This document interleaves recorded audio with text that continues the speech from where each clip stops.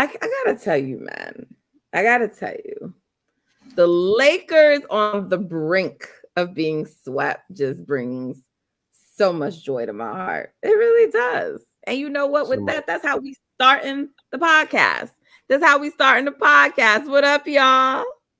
It's Golden Spaces. It's an Odyssey original podcast. Yes, we are. And we are feeling good. The vibes are good over here. You know why? Because the Lakers are about to go down. They're about to go down. Smack. Yeah, they getting smacked. They are getting smacked. We're not going to start with the bozos, though. We're not going to start with the fakers because... Fakers. Yes, the nice little cute team. You know what I'm saying? They is all up and they, nice little cute team. Yes, because y'all exactly what I thought you were. It's actually embarrassing that the Warriors are not the ones who exposed you. It's actually embarrassing that the Warriors allowed this team and for the world to think that they are better than they are. And it's embarrassing, all of you who think that this team is so much better than the existing Warriors. I ain't saying that we had the greatest team in the world this year, but there was not a huge gap. The Lakers were not some superior team, okay? So get this idea out of your head, talking about, if we went to play Denver, we was going to get smacked. The Suns ain't smacked Denver. Denver there you go. Denver didn't smack the Suns. I said Denver, even the Wolves took one off of Denver. And a couple of them games was close. Okay? So, please. Denver's a very good team. So, I'm not trying to shit on them. That's not what I'm saying. But the Warriors wasn't getting smacked. Steph ain't ever lost a series in less than 6 games. Never forget that. Yeah. All right? That's facts. So, we just got some news from Shams. What? D'Lo and Vanderbilt moved to the bench. Schroeder and Rui moved to the starting lineup. So it's some desperation going. Shocking. That should have happened before game 4, my guy. Too late. Which also means if the Lakers don't get out to a good start, they are for sure losing this game because they don't have any other punch other than this punch. So be on the lookout for that first quarter score.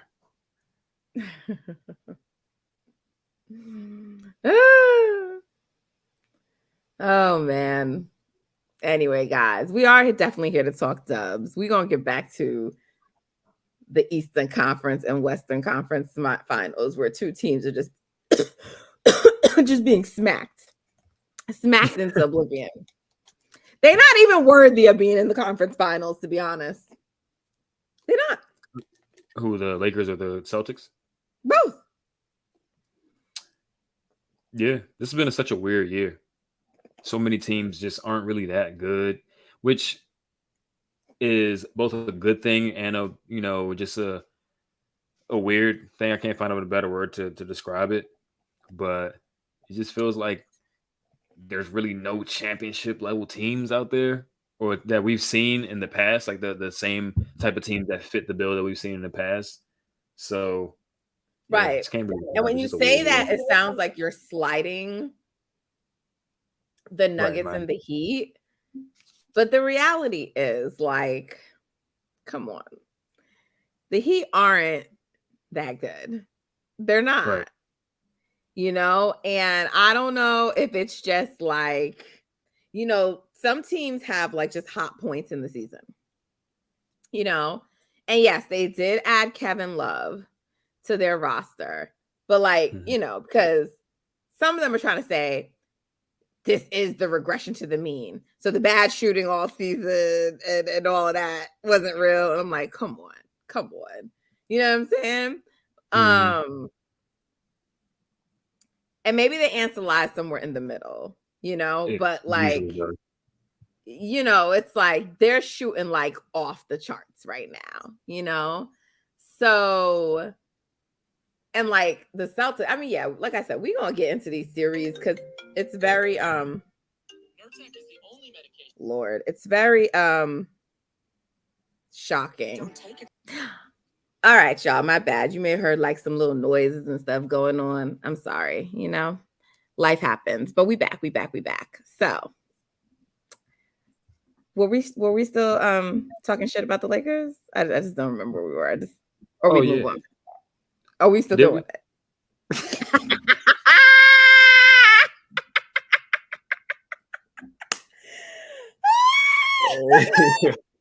Oh no. Hey yo, to the people trying to like tell us we can't talk shit about the Kobe son, bro, fuck out of here. It's chip or bust. Is it? It's chip or bust. That's it. It's chip or bust. Word up. So anyway, we good over here. People like, y'all more excited about our demise or us losing. I said, no, we not. Like, obviously we want to win, but we ain't winning. That's done. It's over with. But y'all ain't winning either. Right. We moved on. Right.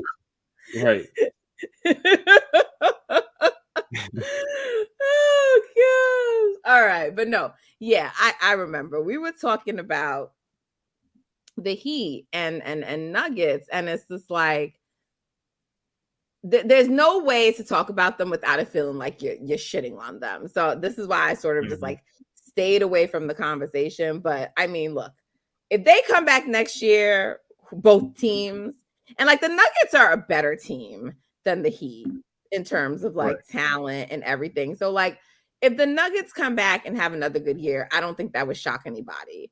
But if the Heat keep playing like this, they should be like a top seed in the East, And I don't know if it's sustainable. And then there's just also the idea of like, and I'm not even gonna sit up here right now and try to like speak on like their contract situations and stuff like that because I don't know. But some of those guys you're gonna have to pay. You know what I'm saying? So it's just like we'll just see what happens with the Heat. But all that said, what they are doing right now is nothing short of remarkable. What Jimmy Butler is doing right now is nothing short of remarkable. And I will say, as someone who has not been a Jimmy believer, right? Like, first of all, I think I was right not to believe before. Like, I don't think there's any dispute that, like, my main thing about Jimmy, like, part of me found him a little unlikable. I don't feel like that anymore. So that was part of it. But the other part was just that, like, he wasn't consistent enough, right? Because, I mean, the debates used to be, like, between him and, like, Paul George. And they're both were, like, inconsistent, But some people didn't like Paul George because they thought he was corny or, whatever. So people had their things for each of them. But neither one of them were consistent enough on a night-to-night basis that you were like, they're not really number ones. They're number twos, right? And I think what Jimmy Butler has demonstrated this postseason is that he can be your best player. That's what he did for me. Now, obviously doing this over, 16 games versus a whole season is a different thing. But, he's for sure a 16-game player. And it's not just like, okay, because in game 3, he didn't shoot well, or he wasn't, I wouldn't say he didn't, I don't mean like he didn't shoot well, but I mean, he wasn't like scoring a lot, but he's become like a playmaker. He's setting up his teammates, I just feel like he's really refined his all around game to like really give more than what he always has. And so some people might be like, well, you didn't know, like you clearly didn't know because Jimmy could always do that. But I don't think there's any question to me. I don't think anyone could say that he has not elevated his game. Yeah, I mean, he's been one of those dudes that he can turn it on, like, but he's also the type of player that when he's at his best, he plays a play style that's kind of unsustainable for an 82-game season. So he plays like a simmered down version of that for the Heat in the regular season. And I think, this year they had some roster issues that seemingly have corrected themselves via ridiculous internal improvement, like from the regular season, from even the play-in to the playoffs. right? Because they lost their first play-in game. But Jimmy just, yeah, like I said, like he's one of those dudes in the playoffs. He's like, all right, I can go full head of steam and play my full game and essentially have an impact on every single possession of every single game. And show his ceiling. And that's what we have seen. I mean, I guess 3 out of the last 4 playoffs, he's done it all the way up into the finals or up into the conference finals and did it at a super duper high level. So just gotta tip your hat off to him. He's definitely just added that mid range to his game. Has been super money in the playoffs. His 3-point percentage goes up every year in the playoffs. So it's rare, but you see guys like him, guys like Kawhi. When they get to the playoffs, they just rise. Their game just raises to another level, and it's really hard to do that. So you got to definitely tip your hat off to him. And for both, it came on a little later in their careers. I mean, with Kawhi, I think that was more a function of the system he was in. But because Jimmy, it's just like when he was like the number one option in Chicago, they weren't good. Right. They weren't going anywhere then with him as the number one option, is what I'm saying. Like he had to really turn into that, and he hasn't been that his whole career. Whereas like some guys could always be the number one, and they were that, and it's just like, which is why I say for like someone like a Tatum, who I think the jury is out on him still, whether he truly is a number one or if he should be a number 2. I tend to lean number 2, but it may be like later in his career, he pulls like a Jimmy and it becomes, like it just may take him longer. I don't know. Yeah, I think I lean that he's a 1. He's just young. He's been in the league for a long time. He has a ton of experience for somebody his age, but he still is only 24. Whereas like Jimmy's 31 or something like that. Like that's a long time before he gets to Jimmy's age. He could have so many more deep runs that just allows him to refine his game mentally to get to Jimmy's 33, by the way. To get to right. He got almost a 10-year gap on him. So yeah, he got a long way to go. Like it didn't take, some of the all-time greats didn't get their first ring or all that type of stuff until they were 27, 28 years old. So I think Tatum's a 1 for sure. He just got some stuff he got to refine. Okay. Well, we'll find out. So he may ultimately be a 1. He's not playing at a 1 level yet. Is that fair to say? Yeah. I just don't think he's mentally there yet. Now that's something that is tough to develop into that, but we've seen guys do it before. And he got some growing to do maturity wise and just killer. But I think even his game too, because it's like, his some of the choices better on the court, your shot selection. I mean, that's been a running theme with Tatum, his shot selection, but it's just like, then that whole Lakers team as a whole, and Celtics team as a whole, like, I just don't know why that team is relying on threes. I mean, I know why, because you've explained it to me, and it's very logical and reasonable in your Justin, sense and all of that. But it doesn't make sense to me. I'm like, this is not a team that should be like so reliant on threes. Like nothing about the skill sets. Like, I don't even think the Warriors should be relying on threes as much as they do. And they have 2 of the best shooters to ever like play the game, so it's just like all these teams who have these reliable mid-ranges, you're seeing how valuable they are come the postseason, so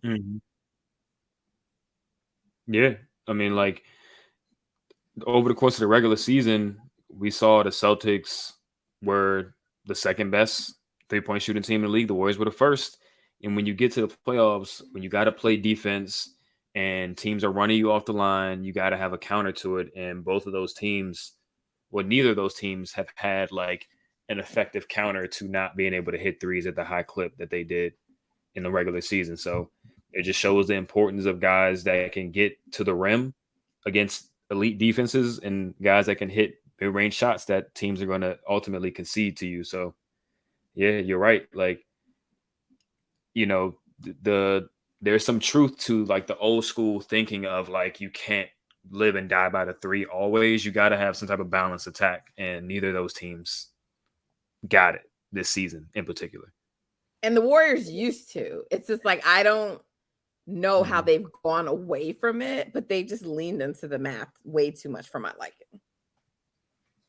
Yeah, I mean, this year they were just too small. I felt like, right, where in years past, even though Steph and Clay were taking majority of the shots, they always had guys like Harrison and Andre who were 6'7", 6'8" dudes that were athletic, that can finish at the rim. Draymond was a much better finisher at the rim in his heyday.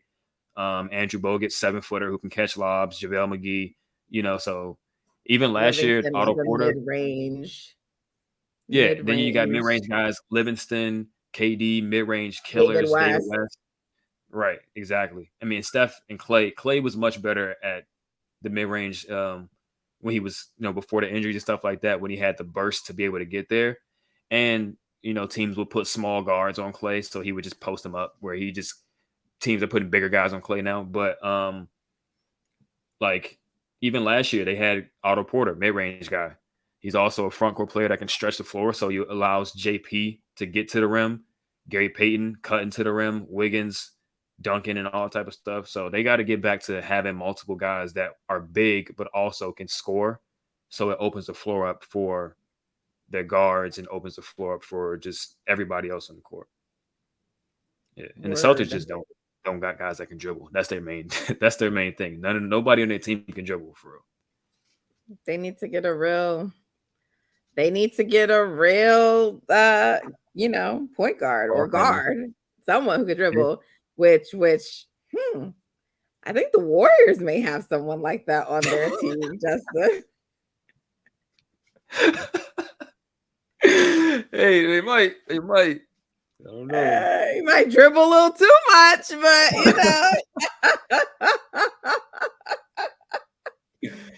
Hey. Nah, like for real. Y'all know I love Jordan, but I mean, like honestly, the potential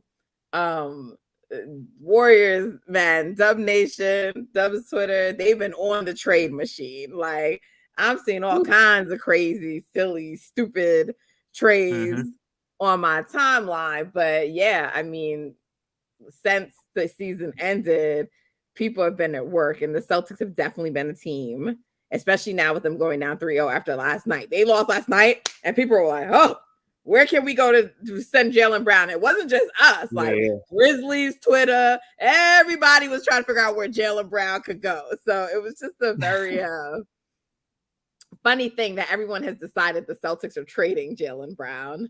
So we'll see. But I mean, yeah, sorry, y'all. We kind of started, we're a little bit all over the place, but let's regroup a little bit. So our season ended, and Justin and I recorded right after the season ended, right after that game 6. And then we were like, we're taking a break. I don't know when we're gonna be back. And after about a week and a couple of days, we here. And so but some things went down, in that time. There were like some reports that came out, right? So all these reports started dropping about Poole and the relationship with the team, and more acknowledgement about how much Draymond Green and the punch and that situation impacted things, right? Kerr said stuff. Draymond said stuff. By the way he said stuff, Poole said stuff. Poole didn't say much, but it's the ways in which he didn't say much and how he said it that let us know that shit wasn't sweet. You know what I'm saying? Right. And so he did a sit down with Logan Murdoch for The Ringer. That story was circulating around for days. I think also he did a sit down with ESPN, if I'm not mistaken. Draymond who did Draymond talk to? Stephen A. Smith? Was that who he went and talked to? I think it was Stephen A. He said stuff on his pod too, but I'm pretty sure it was like Stephen A. when he said the like, oh yeah, it definitely impacted the season or whatever. And then Steve Kerr, in his exit interview. So you know, they didn't say anything that we ain't ready know. Right? There were many who wanted to believe that the punch was long over and everybody had moved on. And I never believed that shit for 1 minute. Never. And, like some people don't like that I say this, but I really do believe Draymond cost them another chip. I think he cost them in 2016. And yes, there were other factors at play, but I just think regularly getting yourself suspended, whether it's for a game, and that's what it always is. I mean, he's now had multiple suspensions in the postseason. They haven't all cost, but it's very costly when your best player is compromised for your second best player to then go ahead and the anchor of your defense, even if you think Clay is the second best player at that time. Very costly. Very costly for them. And people often talk about what Dre came back in 2016 and did in Game 7, but often overlook what he didn't do in Game 6, which was show up and help Steph, because Steph was the only one who came to play that night, before he got kicked out for foul trouble or tossed, right? Because he fouled out. They were starting to mount a comeback. Yeah. That kind of goes forgotten. And I just think I just don't think Steph had anything left to give after Game 6. He was done. Yeah, gassed and injured. His body, he's compromised. And so it's just like you can't compromise your team more when your star is hurt, and then just later, other times, so it's just like, it's like, yeah, he's helped them win, but he's also cost them. And that's just the truth, And so Draymond Green, in my opinion, this is definitely the second title for me, in my opinion, that he cost them. They go away. They're wherever they are. What country were they in? Were they in China? Where were they? Japan. It's vibes. It's immaculate vibes, son. It was immaculate vibes. Immaculate vibes. Wiseman was hooping at that point. PBJ was getting his appearances and looking like Otto Porter. It was immaculate vibes in Japan, and then from there, it just kind of went downhill. Now I will say, JP, they were like messing with animals and shit. I mean, yeah, the hedgehogs. That was funny. Like, I do think that ruined. Obviously, the punch ruined the vibes for the rest of the season.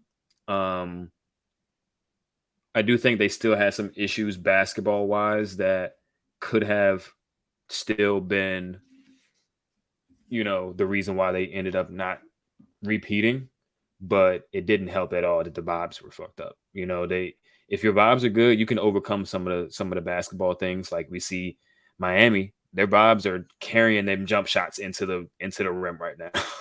That's the only way I can explain it. That's why they are the perfect example. And I don't want to ever hear people tell me shit again about, because that's what the Warriors could have been if they liked each other this season. Right. And if people did not have individual selfish motives. And it's not just Draymond. Oh, it was all up through the roster this season. It was all, yes. Like they could have been fine. They really could have. And so it's unfortunate. And we hope they learn from it. And yeah, we'll see. I mean, I tweeted today that has to be first and foremost established, in the foundation for next season. Check the egos at the door. Like Clay, like it's all fine and dandy that you want to be a certain level of individual player. And, as people, we all have our individual aspirations for ourselves, but at the same time, it has to be team first if you want to win a championship. If you don't care about winning no more championships, then by all means do you, bro. But if you want to win a championship, your ego got to be checked at the door. Clay, And that's Draymond, what you you have always keep to, saying. You keep telling us you want to win championships, but y'all doing right, stuff that's counter to that. right. Draymond, the whole all this stuff outside of the team, like I said, that's cool, but the team and winning a championship has to be at the forefront, and you can't be all buddy buddy with people that you in a series with, and you go right to wanting them to win the next series after they just beat y'all. It just feels like his heart this season wasn't, not necessarily this season, but in the moment of playing the Lakers in the playoffs, in that moment, it didn't seem like he was like, I want to rip their heads off right now. It was just like, I'm just playing basketball. This is one of my jobs. That's what it felt like. And it's like, nah, it got to be, we got to win this 5th championship or I will never, I'll always regret it. It got to be that type of focus with him. And all the young guys, it's unfortunate that you want to have a certain role compared to your peers and, all this type of stuff, starting and playing big minutes, all that type of stuff. But if you're on this team and you want to win championships, then you have to essentially fall in line. And it's, like I But they said, it's may not want unfortunate. to win championships. They want to That's my play. thing. And Right. that's also okay. Like, they're young Right. players. So that's okay. That may not be their goal right now. And by the way, it's not everybody's goal in the NBA. That's facts. And I think that people need to like come to terms with that, so it's like of all the people, I fault the young players the least. Like, one, they're young, so they're just more immature, but like, that's what they're supposed to want. They're supposed to want to get on the court and to play. They've been waiting their whole lives for this. They've been waiting their whole lives for this. Exactly. And I mean, that's, talking to the people who are, on Twitter saying like, oh, they're not winning players, they're selfish and all this type of stuff. It's like, bro, they're 20, 21 years old, 22 years old. Like, their basketball career, they have their full basketball careers ahead of them, right? So right now they're trying to establish themselves as, good players in the league. They should want to a play. full basketball career is what, 15 years if you're lucky? If you are extremely lucky, and if you're a Hall And of Famer type guy. Yeah, and really good. Exactly. Yeah. So you can't just label them these negative things just because they want to play. They should want to play. They should want to start. Like, oh, they have all this time. They actually don't have all this time. Right. They don't. Right. They might get 12, 13 years. Yeah. And you realistically just can't expect players in their position to have the same mindset as Damian Lee, Juan Toscano-Anderson, Bielisa, guys who are barely still in the league, trying to hold on, trying to fight for, the only way they can stick in the league is if they contribute championship level, whatever it is they bring to the table to each team. That's the only way those guys are sticking to the league. So of course they're going to do all the championship level things. You can't expect lottery picks and high draft picks and guys with all this upside to just fall in line like that. That's why I agree. I fault them the least in the whole thing. It starts at the top. You are putting these young guys imagine being on the bench and not being able to play for Anthony fucking Lamb. Y'all, I'd be entitled too. For Anthony Lamb, and come on, son. And guys, guys, even the veterans who are out there weren't performing or just out there playing selfishly themselves. You see that as a young player, you like, how you getting mad at me because I'm looking out for myself, and you got guys that's been here doing the same thing. So you can't expect anything other than for it to go down the way it went down this season. And it starts at the top. You have to establish what direction are we going in. And if you're going in a certain direction, you can't have all these different agendas going on at the same time. You literally have to pick a side. We were saying this last year too. They ended up winning a championship because I do think Wiseman got hurt for one. So he was completely taken out of the equation. And it was left with Moody and Kuminga. It's only 2 guys compared to, JP was firmly in the rotation, but he was a young guy. 3 young guys compared to 11 veterans, and then Wiseman's off to the side because he wasn't playing. So you had no choice but to lean into the veterans. But now you come back the next season with 5 young guys. Well, if you include JP, what is that, 6? Mm-hmm. 6 young guys in an open spot compared to 8 veterans. And if you count Dante as a veteran, he could be counted as a young guy too. What is he, like in his 4th, 5th year, 6th year? Right. It was never going to go as smoothly as they thought it was going to be. Hopefully they realize that now, and they just, you don't have to completely ditch all of the young guys, but you got to establish some type of direction with the vets, in my opinion. For sure. So, Jordan said in that interview that he's like, well, why wouldn't I be here? Or why would I win? Something like that. But like basically saying like he wants to still be here. And my response sort of to that is like, yeah, but you want to be here under what circumstances, right? Like you want to be here no matter what it takes. You want to be here as long as you get to start. You want to be here as long as Draymond isn't here. Like what, you know what I'm saying? Because there were things to me that dropped in that article that, in my opinion, didn't put the Warriors in the most favorable light. It sort of seemed like Jordan was forced into some things. Not like they said to him like, hey, you have to do this or else. But just sort of the pressure of feeling like, you got to work it out with him. You got to, because like it rests on you. If you don't want something, then they're not going to do it. And then everyone's going to be looking at you. So, I don't think that situation is tenable. And I don't think that it's fixable, to be honest. Like fixable in the sense that they can get to a point where it won't matter for purposes of them competing. I'm not sold on it. And I never was sold on it. I was never, he was assaulted. I know people don't like to use certain words because it's teammates and it's, but he was assaulted. He was assaulted by his teammate. And then it was put on display for the whole world to see. I don't know how you come back from that.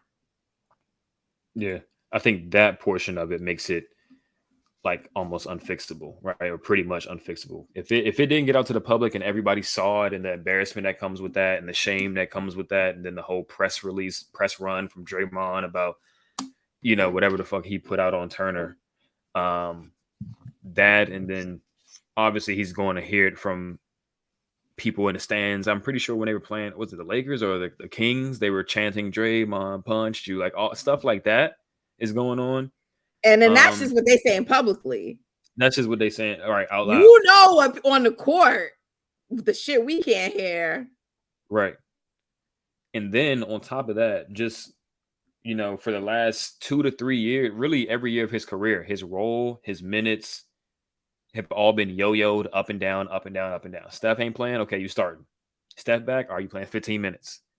Clay not playing. Okay, you starting. Clay's back. You playing 15 minutes. Oh, we need you to play off the ball. We need you to fill in for Clay. We need you to play on the ball. We need you to play pick and roll. We need you to like all this different stuff. He's being pulled in all these different directions instead of having a clear, concise role. And part of that is because like, what's my thanks for that? What's my thanks for that? I get scapegoated and blamed for everything. Right. Yeah, like it's very unfair to him. And the whole Draymond thing, I think if he was in a role that was consistent and he knew what was going to be asked from him every single night, I do think his play would be better, for one, and I do think it would be easier for him to coexist with Draymond on that professional level, because there will be one less thing that he got to worry about, right? So now, in this case, Clay's not coming out that starting spot. We heard it from Kerr, right? So his role is going to be yo-yoed yet again if he's back. And then he's just playing with under like non-ideal circumstances, right? None of his bigs can score. Wiggins And missed that's the other half. part, which is why I don't think he's going to be okay with not starting. And like, people just like, he needs to figure it out. He needs to, but Clay and the others didn't have to figure that out, right? Like, that's what I'm saying. It's like, if you're going to keep him on the bench and as a sixth man, you have to put the right players around him for him to succeed too. Right. You can't just say you have to make it work with people who don't complement your skill set. Thank you. I mean, that's what we were saying this year, right? We don't got no bigs that can score. Jamaica was a miss, right? If he's not shooting a wide open shot that he can load up his jumper for 5 seconds before he let it go, he is not hitting the shot. He don't make extra passes, all this extra stuff. You need smart veteran players that know how to play with a guy like Jordan that can actually score and hit the shots that he creates, which opens up the floor for him. And obviously, he's not completely free of blame, right? His jump shot completely regressed and his effort on defense wanes, but they did not do what they could have done to make his job easier. Last year, 2022, they did that. They had a guy like Otto Porter and Bielitsa, both guys who can hit the three, rebound, space the floor, make the extra pass, attack closeouts, do all these things that opens up the floor for Jordan. Gary Payton as well. He was healthy. He wasn't really healthy this season. You can tell. All those things allow Jordan to be the best version of himself. And in this year, it was like the opposite. Everything was in place for him to be the opposite of that. So they got to get back to, if he's going to be here, they have to make it a priority to open up some space for him in particular, and if you open up space for him, then Steph is obviously going to be able to take advantage of that extra space as well. So it's got to be a priority. It's got to be a priority. Yeah.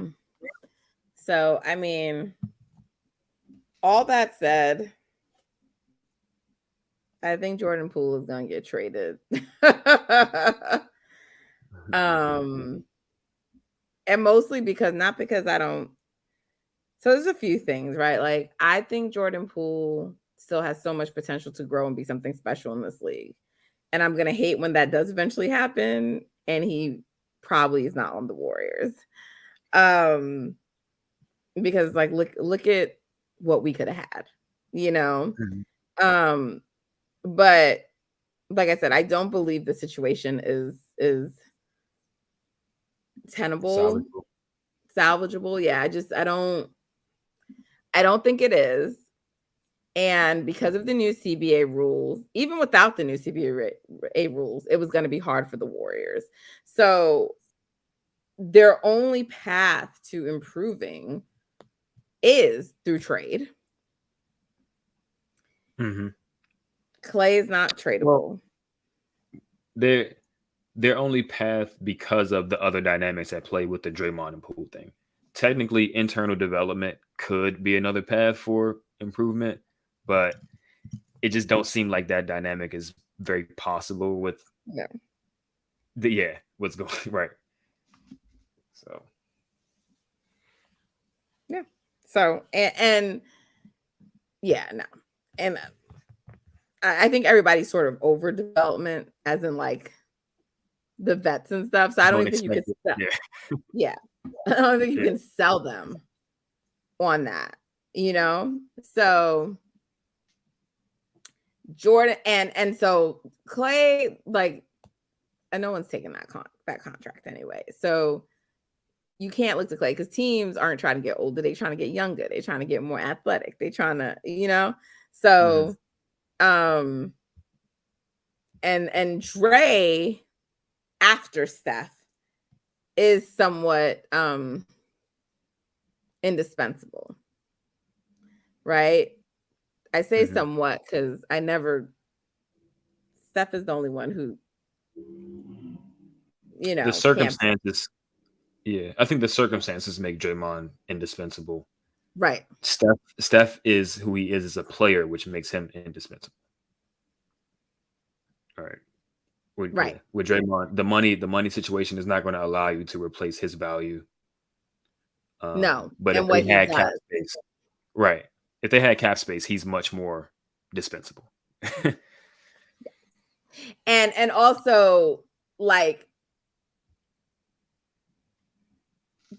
what Jordan Poole is very important to this team. So, because I feel like it's like when we're saying that like Dre is more important, it's not because they're not both important. It's that it's easier to replace what Jordan does than what Dre does, right? But Jordan is very important. Like, we know part of the reason they did not win this postseason is because Jordan and Clay were not giving you what you expect them to do. It's needed. You need the shot creation. You need you need him attacking. You need him driving to the rim. You need him doing all that stuff and drawing fouls. We need all of that. And he was basically unplayable. Right. And they kept trying to get him going. They did. Right. You need maybe to play a little bit too much and too long, but they did. But they were doing that because they needed him. And that's what I want people to understand, because there seems to be this idea like he's not needed. No, he was actually really needed. Oh, for sure. Really needed.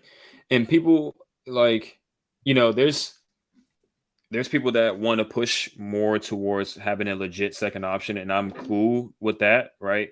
But a lot of the people that are in that camp are somehow dismissing that you can still win a championship without a legit star as your second option. And I push back on that because we saw them do it last season, right? Jordan was not great every single game in the postseason last year. Clay probably had more games last year in the postseason where he wasn't that good compared to the ones where he was good. And Wiggins was kind of like, when he was needed, he stepped up offensively, but for the most part, he kind of took the back seat offensively because of his rebounding and defensive responsibilities. Those three guys took turns being the second option, right? First few games against Denver, Jordan was on fire. He averaged like 30 those first few games. Yeah. Then he tailed back. Clay stepped it up. Then against Memphis, Jordan started that series great. He tailed back. Clay stepped it up. Against Dallas, Jordan was on fire the whole time. Wiggins stepped up a few games. And then against the Celtics, Jordan and Clay kind of struggled a little bit because of the Celtics' athleticism and size on the perimeter. And Wiggins averaged 18, 19 points that series, and he was their second best. Like, he was their second option that series. So it's possible to do it, but you can't have two out of those three not playing well. That's when it really looks bad. That's when it looks like, okay, we need a legit second option, because both Clay and Jordan were not great in the postseason. And both. I'm willing to bet that probably wouldn't happen again. Because they were both, like, they weren't only bad, they were atrocious. Like, Clay shot something like 20% from three or something. I don't know. It was something terrible. And Jordan shot even worse than that. It was like 9% from three or something in the Lakers series. It was something crazy. I don't think that's going to happen again, or it would happen again. I'm not saying run it back, but I'm just saying it's definitely possible to replicate the number two option by committee type of deal. So yeah, awesome. I mean, and back to your point about it's easier to replace what Jordan does. That's why he's a little bit more tradable, but he's also just more tradable because he's younger. Like you said, nobody's taking Clay's contract, especially if the only way I can see them trading Clay is if he's saying, give me a max after this season. Right. And if he's saying, give me a max after the season, who's trading for a Klay Thompson that wants a max after the season? Nobody. Yep. Even if his contract is expiring this year, nobody's saying they want to bring that into their fold. So he's not very tradable. And then you look at Draymond. Draymond's not very tradable. Let's just be honest. Even if he opts in, nobody wants to absorb Draymond Green for $28 million a year. So the only thing that's attractive, that could potentially be attractive to other teams, is 23-year-old guard who has all-star potential that's going to be locked down for the next 5 years. Like, so it just is what it is. Man, listen. It's sort of annoying that we're in this. I don't even like talking about it, but it's just sort of like I've accepted what the reality probably is going to be. And it's really, like I keep saying it, but it's sad. It is. Yeah, it is. It's sad. Yeah, we should have been celebrating or getting ready to go back to the finals to win another one. But just don't happen like that all the time. So it definitely is sad that it could potentially, end with Jordan being sent off or some of the young guys being sent off or whatever the case may be, whatever happens. Um, but it just happens that way sometimes. It is what it is. Nah, man, that's annoying. I don't like that. I don't like that. It's not right. Yeah. It is not right. Draymond gotta keep his hands to himself. You know that shit had annoyed me the whole The whole season. oh my God. I was so irritated. You know that. Yeah. I was like, every time, and people, people think I'm being unfair to Draymond. I see some people feeling like you guys have turned on a great, like what, like how does Draymond still continue to earn, like, you know what I'm most floored by? You know what I'm most floored by? Okay, fine. You want to give him a pass? Like, to me, I just thought, I don't know. I think it's weird that Jordan Poole is homegrown. I get it a little bit with KD because you came to the team. And so I got people picking sides. But Jordan is ours. Mm-hmm. He's ours. He's homegrown. Yeah. And that you're still like, fuck Jordan because Dre is very weird to me. It's weird. That is weird. Especially considering everyone knows Dre was in the wrong. Exactly. And not just that, but Jordan helped us.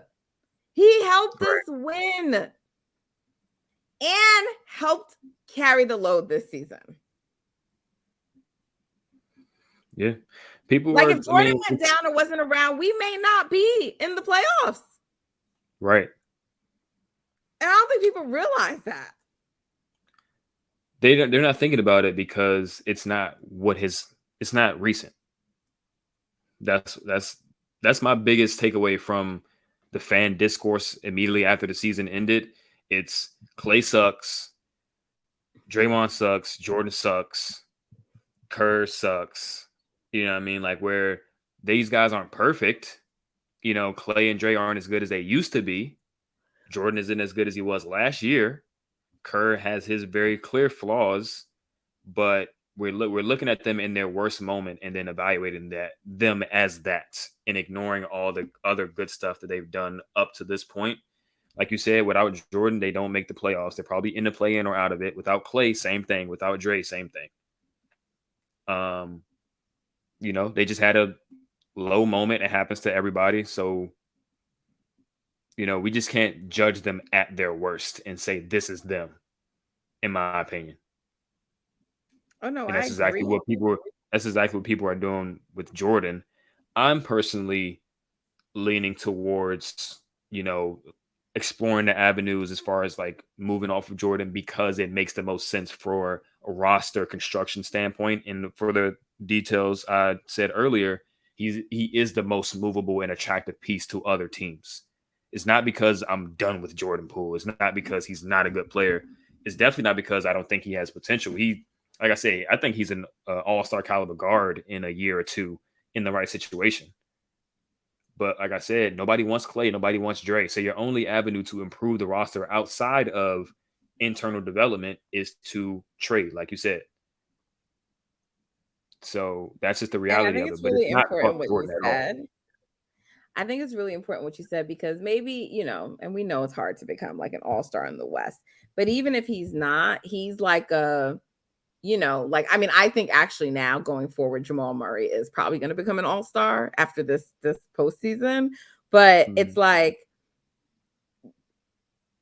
there are guys who are all-star level players, CJ McCollum, who never became an all-star, right? And it's like, to me, he has like that CJ McCollum kind of ability to get there. But he's a young player, and like growth and development isn't always linear, right? And sometimes you just have a really bad time or a really bad season or a really bad stretch or a down year or whatever. And to me, I don't know why we can't look at that as like an isolated incident. Give him a chance to come back and see what he does. Instead, it's like, want him off the team. He like conned the org. He got paid all this money and stopped caring. And that could be anything, that's anything but the truth, And so I felt like the discourse around Jordan became really weird. I didn't like all of the IQ discourse because, yeah, like the decisions he makes on the court need to improve, no question. But after a while, I'm just not comfortable with how much people want to just like, I just don't like it. It's like undertones, like it's just like, I mean, I feel like it's the same, honestly, with like Jokic and Embiid. It's like, oh, Jokic is just so superior. I mean, he's so much smarter than him. It's like, yeah, I try to stay away from the term smarter or dumb player. Yeah. You know what I mean? I'd rather use a term like better decision maker. Yeah. You know what I mean? More poise, stuff like that, right? Like, and by the way, I'm not saying that I'm not guilty of it too, because I be saying all the time that the Wolves play low IQ basketball, like collectively as a team. I say that, and I've sort of said it about the Wolves too, and I've tried to like be more mindful of that. But like, this idea that like, I don't know, you just got to be really careful with how you're talking about people. Right. Sure. So I didn't like that either, especially when it was like the comparisons with Jordan and Dante. And it was just like, oh, Dante's so high IQ and Poole is like, nah, stop that. Stop that, So, because why are you so quick? Why are you so comfortable to want to, you know what I'm saying? Like, and then it's not true because Dante be doing some stuff too. That's exactly. That ain't. Yeah. And all y'all been perfect at every job.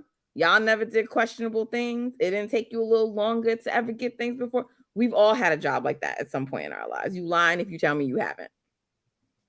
Right. So I just, it's sort of to the point. It's a little different than Wiseman, but it's sort of to the point where it's just like, I just want Jordan to be in peace, man. I do. I want him to be in peace and not deal with this. And people are quick to say his contract is bad and all of this stuff. He's overpaid.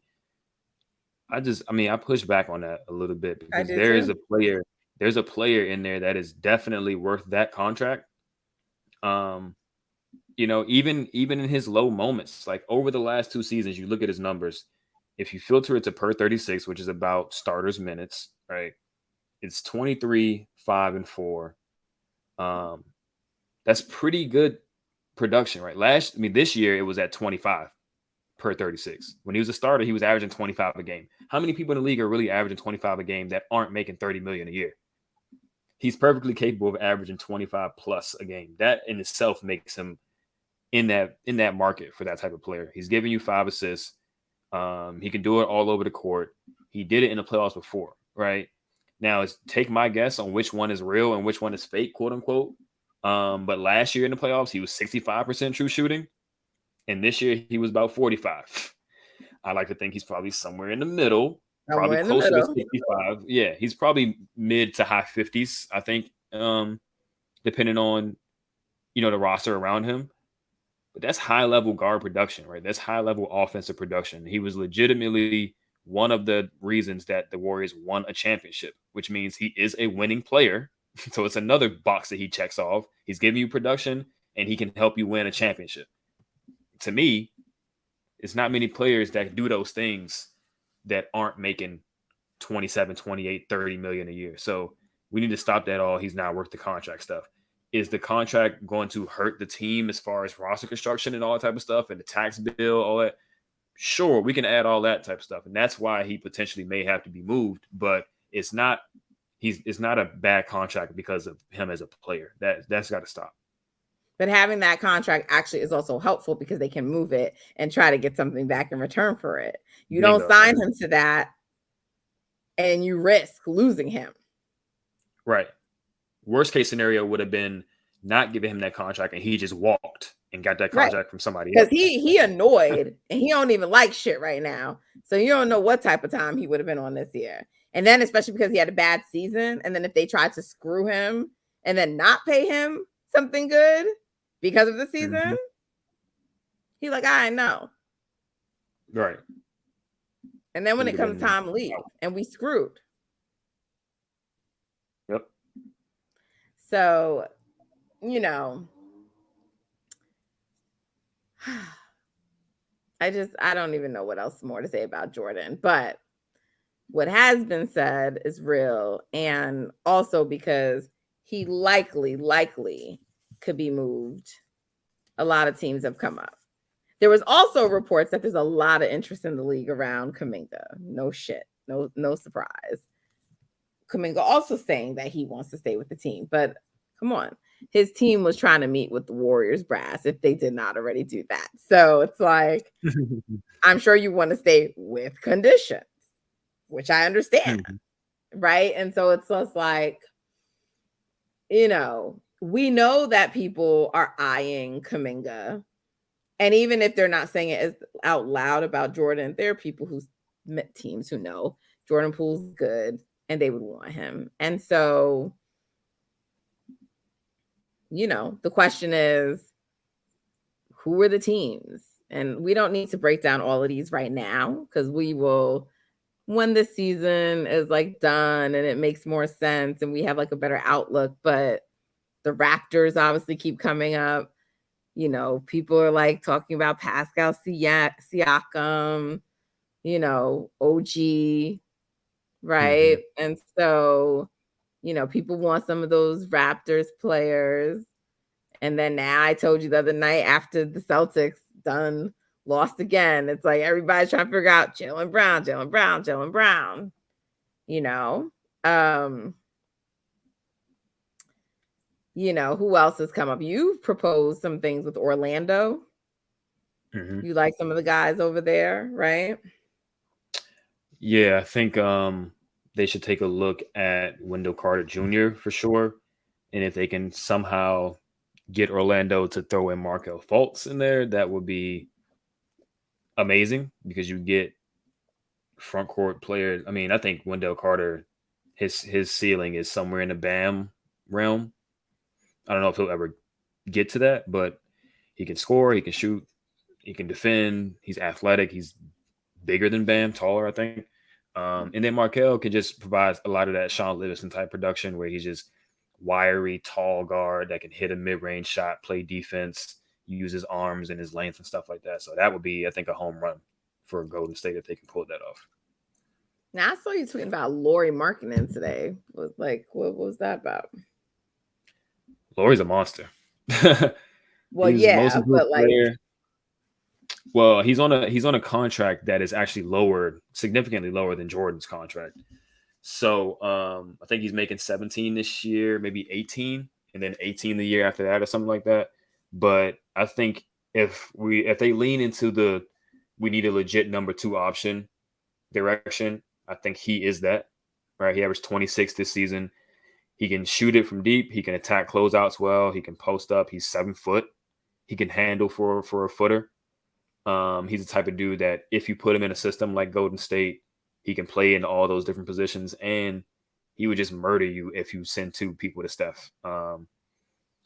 So, I mean, there's been like some, not rumors, but there's been like some proposals about Lauri and Colin Sexton for Jordan and a package of some other young guys and some picks.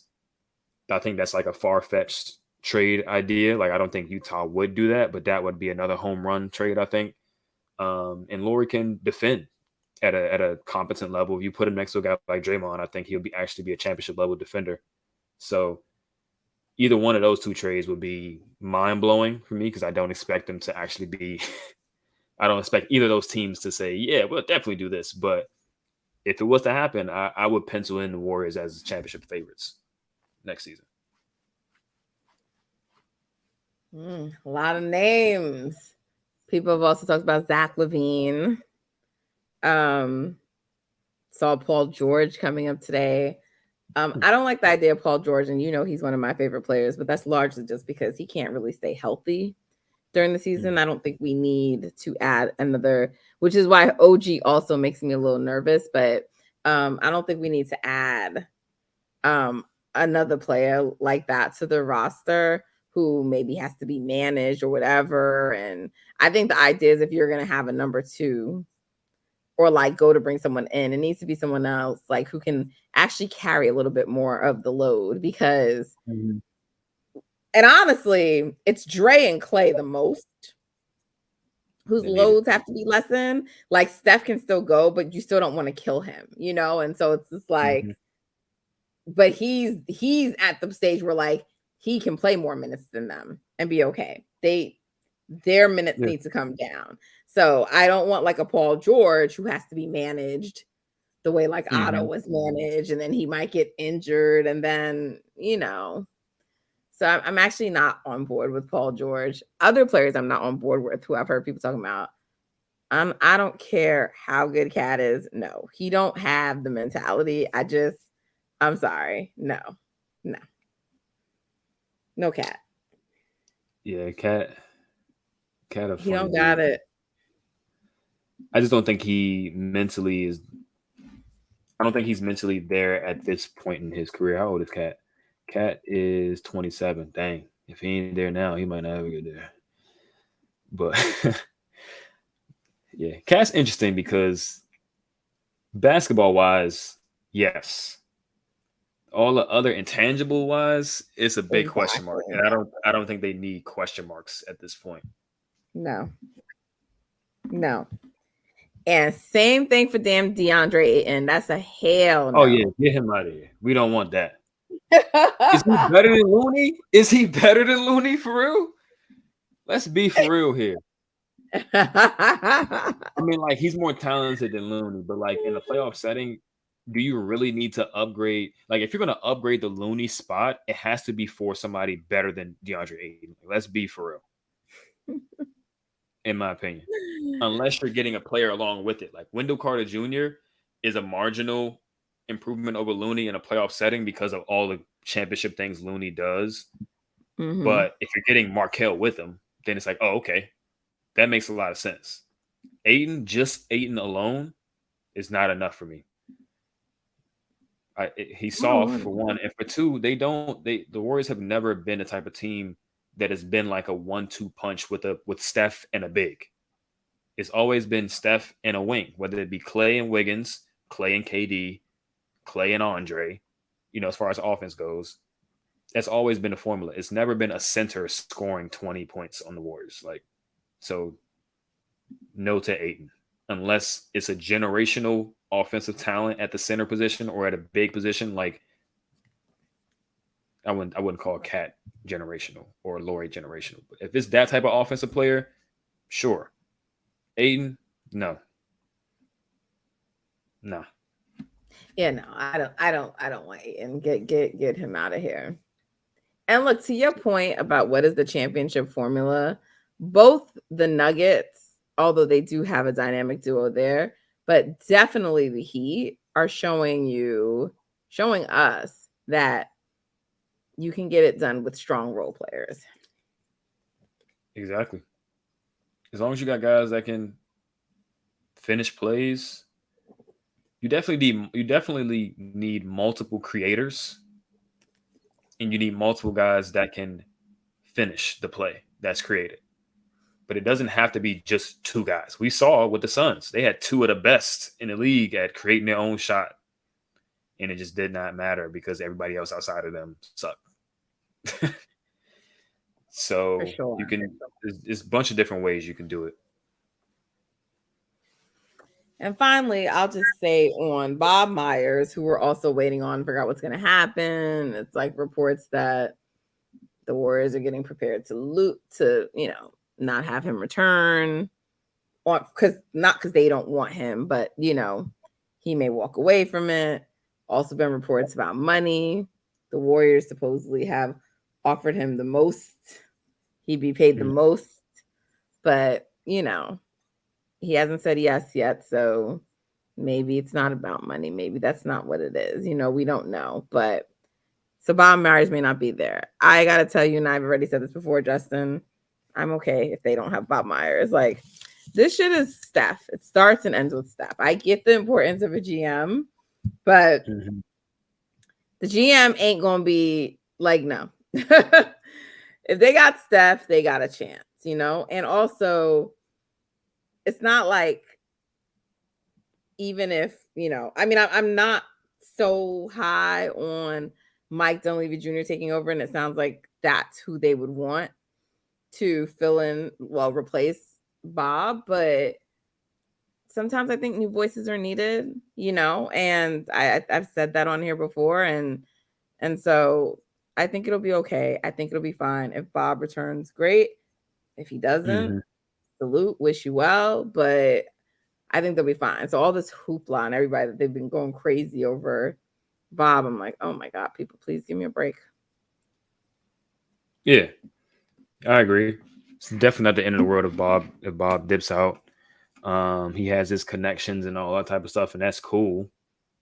But I don't think championships are won or lost by GMs as much as people want to make it seem. And like I said before, ultimately it's up to Joe. Is Joe going to let people do their job, or is he going to be, nipping, putting his hand into the jar more than he should be and controlling things more than he should be? Whether Bob is there or not, if he's controlling too much, it really don't matter to me. But yeah. And if Bob ain't all in, if he doing podcasts and worried about off the court stuff, then like, all right, bro, you clearly not really all the way in. Thank you for your service. Right. Yeah. Yeah. I mean, facts. So we don't know what's going to happen yet, but we're going to be watching and monitoring and, talking it out with you guys. So I think the games are on right now. It's if the first quarter isn't done, it's close between. Just right now, the Lakers are up 3, and the first quarter is about to end. So they haven't laid down just yet. But so far over this series, the Nuggets have shown the ability to take all of the Lakers' punches. And then, so we'll see. But look, I personally felt like the Lakers are not trying to get back on no damn plane to go back to the altitude. Now, I get the people have the pride and not wanting to be swept, but I think something's going to happen where I don't know. I'm not wishing anything bad, but something's going to happen. And then I don't know, LeBron. And then it's going to be I don't know. Just if they lose, it's going to be well, we were fighting and we could have won, but I don't know. Last time it was punching the wall. Who knows what it'll be this time? So, he come out to the post game with a cast on his foot or something wrapped around his ankle. So I don't know. Yeah. I'm preparing for anything, but He trying right now though. I think he got 21 in the first. Of course. Like I said. But see, that's what I'm saying. This is the act. This is the let me go out hard. Let me get the stats. And so then when you lose, you can't say, but he didn't put it all on the line. Well, you're not winning the game. And I did say before, not just now, but I've had that conversation with people too. Come on, we already know what he's going to do. Yep. And they only up 8 from what I'm looking at on the ESPN tracking. He got 21 in the first quarter. He only up 8 points. It ain't looking that good. I think they up. They shooting free throws. Denver shooting free throws. So they only gonna be up 6 after he's on pace for 80 points. So it's not looking good for those people. It's not. By the time we actually get back here again, because the NBA Finals ain't gonna be until June 1st. We'll obviously know the answer, but I think everyone knows that or feels and believes that it's going to be Nuggets versus Heat. So we're just waiting. We're just trying to see if these are going to be sweeps or gentlemen sweeps. I have no faith in the Celtics winning anything. Like, they lay down in the last game. They gave up. So they're done, in my opinion. Yeah, I think so too. And I hate saying that about my Celtics, but like, they're done. It's unfortunate. It's really unfortunate. Especially after the season they had, man. Right? Crazy. Yeah, they're not together. That's all it is. They just, they had a ton of talent. They got a ton of talent, and then as soon as they hit any adversity, the whole house crumbled. And that's how you know they just did not have it together. So raise your hand if you predicted a Denver Nuggets versus Heat finals. I thought it was going to be Nuggets Celtics. I'm not going to lie. I thought it was going to be Nuggets Celtics. So here's where we are, people. So let's see where we are in a week. But until then, we appreciate y'all tuning in with us. Yeah, should be fun times this off season. It's going to be enjoyable watching the NBA finals without having a bone in it. You know what I'm saying? Watching stress-free. So I'm going to take that time and enjoy and appreciate it, just like we appreciate you, all of you, for tuning in, for supporting us, for rocking with us. You know, without y'all, it's like, what would we be doing? So thank you so much. Appreciate you. Don't forget to make sure you are downloading, that you were sharing, that you were subscribing and following. And we're on Twitter and Instagram at Golden Spaces Pod. So you know what to do. And leave a review, a positive review, and leave a rating, a 5-star rating.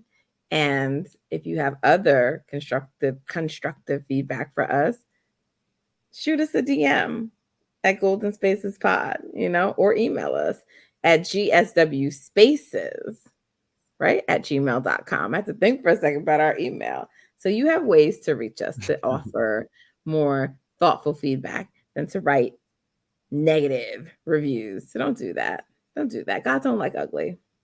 Okay? Don't. But no, seriously, all jokes aside, we appreciate y'all. And who knows, maybe we'll get Justin singing again. If you don't know what I'm talking about, I dropped the clip. I tweeted it of Justin singing. It wasn't included in any pods, so make sure you check it out. You want to give them another taste, Justin? You want to give them another? If the Lakers get swept, yeah. Okay. Yeah, he was singing Around the Way Girl, y'all. A lot of y'all don't know that song, but some of y'all do. I do. So it was quite hilarious. Oh, man. Hey, Lakers get swept. Lakers get swept. I sing again. Word. I. Okay. Well, guys, we'll be back. We'll let y'all know when. But like I said, until then, take care. We appreciate y'all. Let's go Nuggets and Heat.